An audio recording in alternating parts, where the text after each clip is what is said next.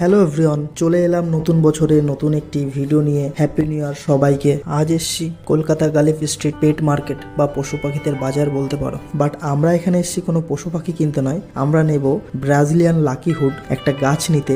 এই মার্কেটটা শুধু পশু পাখি নয়, বিভিন্ন রকমের ফুলের গাছ, মানে ভ্যারাইটিস জিনিস, মাছ, ফুলের গাছ এবং অ্যাকোরিয়াম, মানে সমস্ত রকমের জিনিস এখানে পাওয়া যায়। পাখির হাট বলতে পারো বা পেট মার্কেট বলতে পারো, সব কিছুই এখানে পেয়ে যাবে।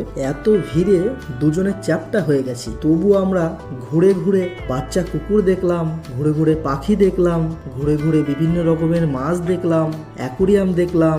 শেষমেশ পৌঁছে গেলাম আমাদের সেই গাছের কাছে। গাছের কাছে এসে তো নানা রকমের গাছ, লাকি বাম্বু, বিভিন্ন রকমের গোলাপের চারা, অসাধারণ সব ধরনের গাছ। এই দেখো, এইগুলো লাকি বাম্বু। এখানে দেখো কত রকমের শিডিউলার, এত সুন্দর সুন্দর, দেখো কত ক্যাকটাস।